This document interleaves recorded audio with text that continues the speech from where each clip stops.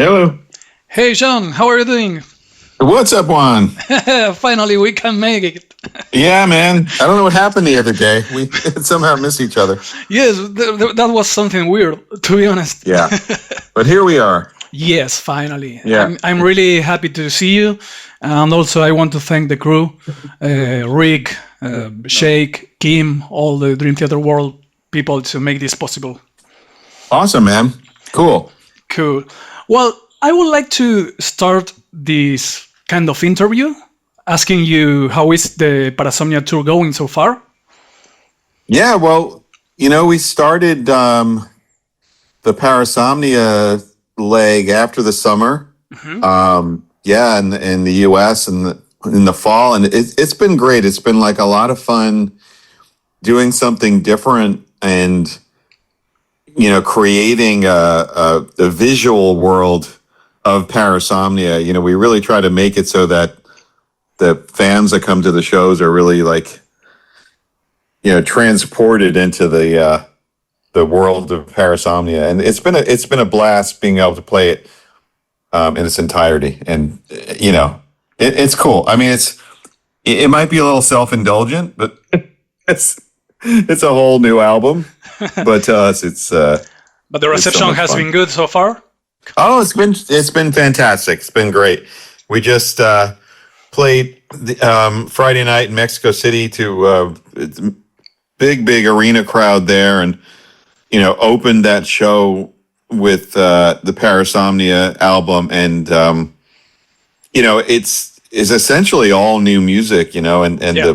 The fan reaction was incredible. It was over the top. It was just as if we were playing, deep cuts. So yeah. Very satisfying. Yeah, very, very cool feeling. That's amazing to hear. I know that you're recording a live album in Chile, and that raises the stakes considerably. And how does your preparation shift when the cameras and microphones are rolling versus just playing a regular gig? Well, really, the best thing is if it doesn't shift at all. You have to sort of approach it like, first of all, every show, we try to put everything into it, have our best performance. So, for me, the best mentality is it's just another show. Don't get too worked up about it. Don't get too anxious about it. That's the best approach. Because otherwise, you can kind of, drive yourself a little crazy and, something keeps happening to me, which is a bit annoying, is that I keep getting the worst timed illness right before we film. No. It happened. It happened to me. I mean, many times that I'll never forget. The Score DVD from Radio City. I was sick as a dog, and then the Paris Blu-ray. I got something horrible a couple of days before. I was on stage with a fever, but I don't know why that. It's like the show must go on, right? Why does this always happen to me? Why does this always so? Hopefully for Chile, I will be okay. Yeah, let's go for that. Well, there's a lot of anticipation in Argentina for the show. Do you have any memories from Argentina? Is there a moment or experience from a previous visit that really stood out or stayed with you? I mean, so many actually. Of course, the Live at Luna Park, release that's a majorly documented release of our experience in Argentina with the fans there. It's that was incredible, and ever since we've gone there, I mean, you guys are for steak lovers, you're known for that. I was going to ask you about the steak. Yeah, no, we always look for before we even get there. Like, oh man, we know we're going out to have a great steak there, so that's always fun. And super nice people, really passionate fans. We always have a great time there. We really do. That's lovely. I seen that you reacted to a performance for The Voice on Norway. Oh, yeah. How do you feel about that? I know that it was very emotional for you, but I want the people to know how was the experience for you to see that. Yeah, I thought that was so cool. I mean, first of all, I absolutely love his rendition, and the way the band played that and the way he sang that. It was filled with emotion. I loved seeing the judges' reactions, the family members' reaction. That was all really touching. It's hard for me to watch that without choking up. It's like really, it's really touching, and like the fact that somebody chose a Dream Theater song on a show like The Voice, that blew me away. I was like, what? That's so cool. I mean, I don't know, I'm assuming this is part of it.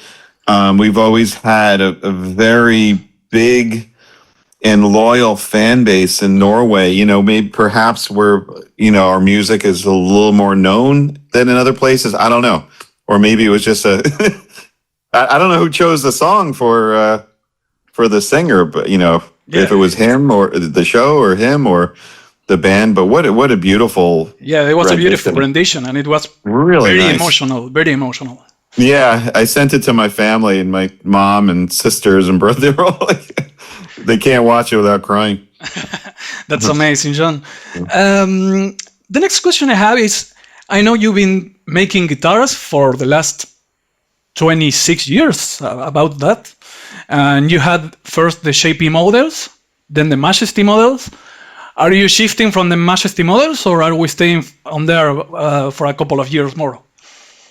We've been, the Majesty just celebrated its 10th anniversary. Mm-hmm. And so it's moving forward strong. It's one of the most successful guitars and signature guitars in the world. And so it's like something that I'm incredibly proud of. And of course, the JP15 is the culmination of all the years of developing the bolt-on version of my signature model with Ernie Ball Music Man. So yeah, we're moving ahead strong with those models. In fact, we just shot some new content that should come out fairly soon for the campaign of the new colors and finishes. So people will get to see those, really, really soon. I believe sometime this month. I had the opportunity to try one, and it's an amazing piece of work. It's outstanding. I really kudos to the Music Man family, because it's amazing. Yeah, they're incredible. I mean, it's like the fun thing for me is every time I step on stage, I just between the guitars and like my signature boogie. It's an experience that I look forward to every night. Like I can't wait to get on stage and play the guitars. They're so great. Sounds so great. I myself have a Shapey 7, but the Sterling one right here. Oh, nice. Yeah, it's the one that I could afford, but it's also pretty, like, it doesn't feel cheap at all. It's really good guitar. Yeah, man, the Sterling guitars are beautifully done. They're fully licensed, so the design is fully licensed from Ernie Ball Music Man, and again, they have some new colors coming out, and that I shot some content for that as well recently that people will see. But yeah, the Sterlings are beautiful. Yes, beautiful instrument. Yeah. It's my favorite guitar. I have 7 guitars, and I have to say that is my favorite guitar. All right, that's awesome. Well, what is the experience like at the campus, playing alongside other guitarists at such a high level? What do you find yourself learning or discovering in that kind of environment? Do you mean at my Guitar Universe camp? Exactly. Yeah. Well, oh man, but that is so much fun. You have to come to it one of these times. Hopefully. Yeah. I mean, it's a great experience, for me, for the other guest instructors, and for the campers. I mean, it universally, everybody walks away, including myself, just really, I don't know, just being reinvigorated about guitar. And, it's like, it kind of breaks down all of the barriers between,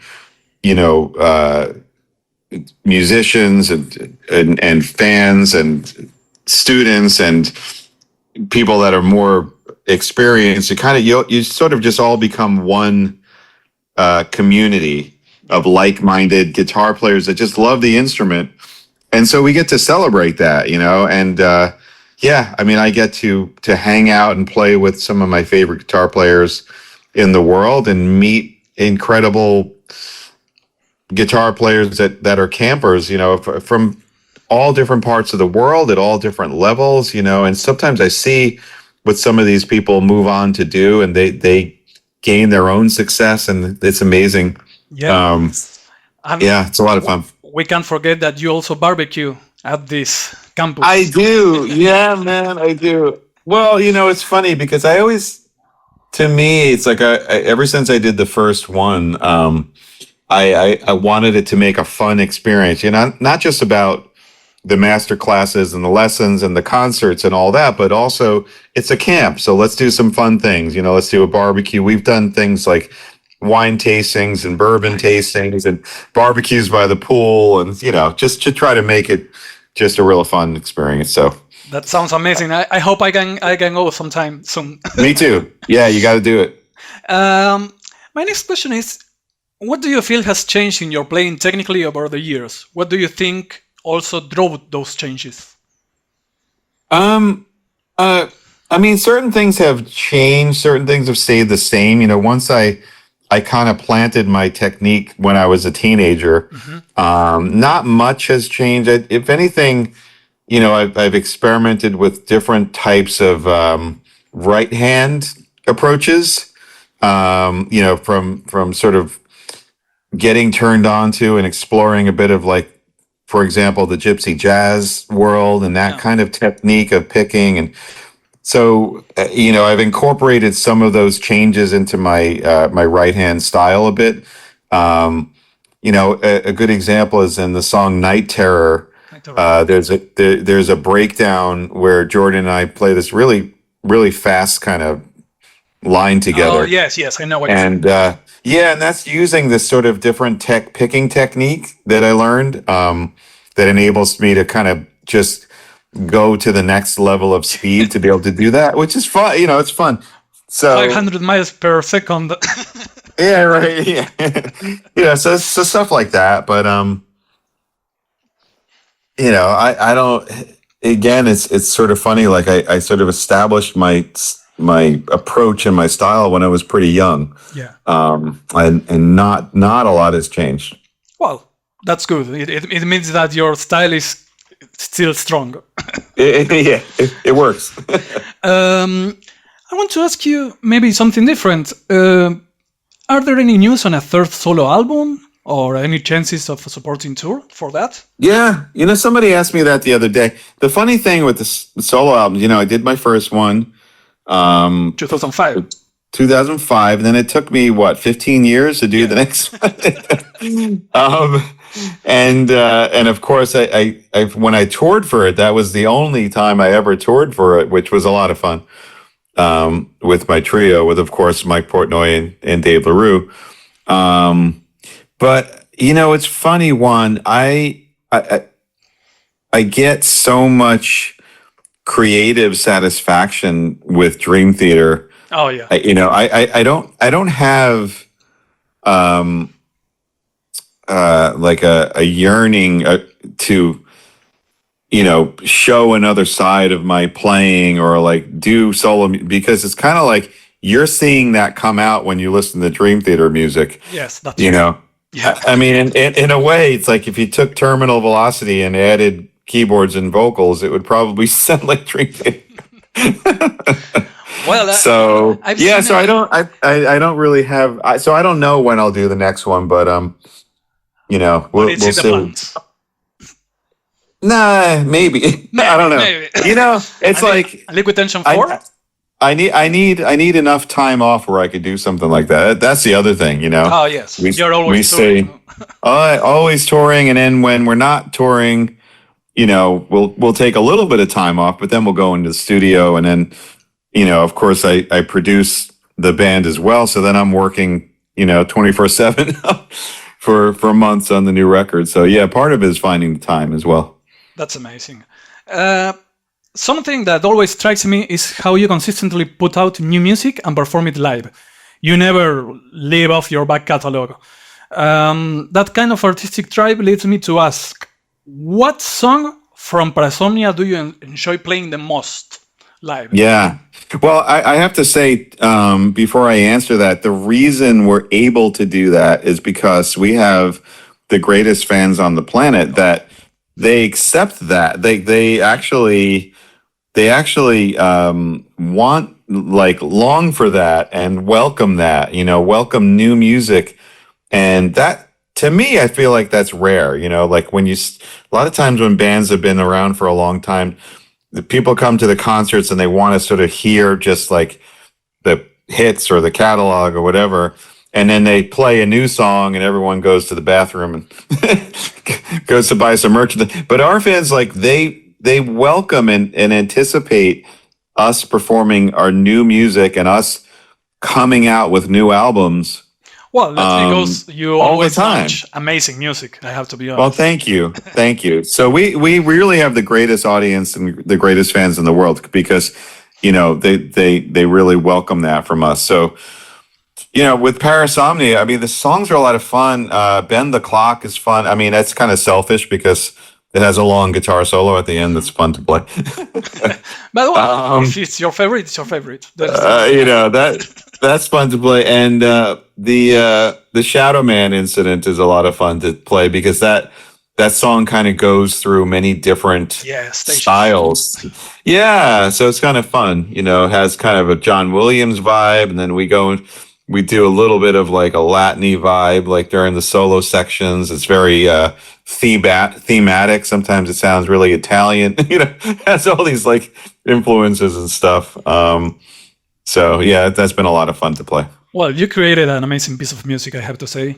Thank you. As always, I think that you are the only band that I cannot go back and say I don't like any album. I love all of the albums. That's awesome. Yeah, that's thank you, man. Really. Thank you. I seen that you launched a Bourbon, right? Yeah, that was a really interesting move, and I want to know how was the reception, both from the fans and the wide world beyond music. Yeah, sure. So this is actually a collaboration I have with a distillery in New York that's called Iron Smoke Distillery. Mm-hmm. We released our first partnership bourbon several years ago. Mm-hmm. It's called Rock the Barrel. And the first one we did was 120 proof bourbon, which is real high proof, but just real special, incredible quality. The second one was called Rock the Barrel 2. That was 93 proof, a little more mellow. And the third one we just did, and you're right, we launched it at the Hard Rock Cafe in Times Square in New York. It's called Rock the Barrel 3. And this is a brown butter bourbon. So it has a little bit of a twist of a flavor to it.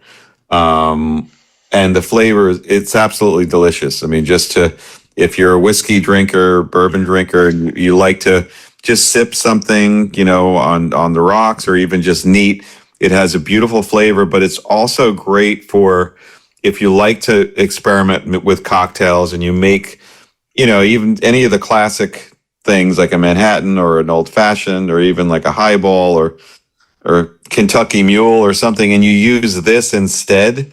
It has this slight, like, buttery sweet flavor to it. So it just gives it a little twist. So it's really, really cool. Okay, just want you to know that product doesn't come to Argentina. So if you want to bring one, right. I'm open. Oh man, I should have snuck some in my suitcase. I didn't. Yeah. And I have one last question that is more personal. Yeah. Have you ever visited Argentina as a tourist outside of touring? And if not, is it something that you consider? What would you like to explore? Yeah, sure. Well, I have not. And it's interesting because, I've done so much traveling, mm-hmm. being in a touring band. I've seen a lot of the world. And, of course, my family has come on certain occasions as much as possible. But, a lot of times I'm doing it alone because I'm touring with the band and my wife's not there and my kids aren't there. So, the opportunity that we have when as a family, we say, okay, now we're going to go and we're going to spend some time together. Those opportunities are so precious. And of course, it would be nice to go see everywhere we've been, but the priority tends to be doing some things that are special to our family. I mean, just Makes total as sense. as Americans, the U.S. has so many beautiful places to visit, and some of our favorite vacations have been to Alaska, Hawaii, Yosemite, Yellowstone. The national parks. It's pretty incredible. And plus, the other thing is we're big Disney nerds, so we always go to Orlando to Disney World. So, and of course we've gone to Europe, and we've done that while I've been on tour. My wife and I went to Greece, which was just spectacular, but never to South America. Not at this point. So who knows? We have a lot of places to see. Yeah. And I'm sure it would be lovely to share with my family one of these days. But yeah, again, it's just like the solo album. Time is limited. I understand that. Got to find the time. Because Argentina is much bigger than Buenos Aires, so you have so much space, especially for you that are a steak lover.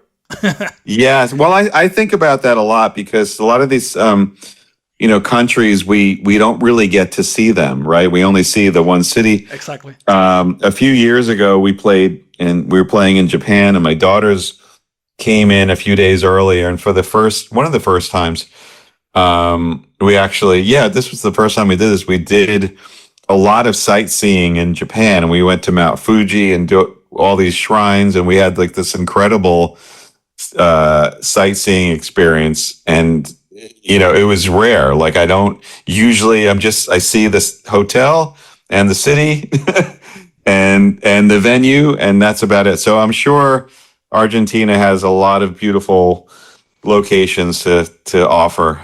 So yeah, you're always welcome. Maybe one day, Juan. Thank you. We'll stay at your house. Yeah. Also, I had the opportunity to meet your family. Once I went to New York City. They are lovely also. Nice. Yeah. I met your family, also Jordan's family, and it was an amazing experience. So they are lovely people. Thank you. That was for the Images and Words tour on 2016. Oh, wow. So, amazing. Yes. Well, I don't want to steal more of your time. I want to thank you for taking the time for this interview. I want to thank your management, the people from Dream Theater World. Also, a big kudos to the production because I've seen that the stage is amazing, the lighting is amazing, all the pictures, everything. It's high level. So really, we are really excited to have you here in home. We are waiting you with some steak if you want. Oh, I love it. I can't wait. And we do. We have an amazing team, an incredible crew that put together this production for everybody, and it's really a great show. And I also want to thank all the coordination with the fan communities and fan clubs and stuff. It's really cool. We just met some people here in Puerto Rico that did the first kind of meetup here. And I just love seeing that and meeting everybody. And I love the way everything has been tied together and all the coordination with Kim Arthur and, everybody. It's just really, really cool. So thank you. Thank you for being a part of it. The show in Puerto Rico is tonight? It is. Yeah, in a couple of hours. Have fun. Thank you. All right. Thank you very much, Sean, for your time and hope to see you soon. Sounds good, Juan. See ya. Bye-bye. Okay.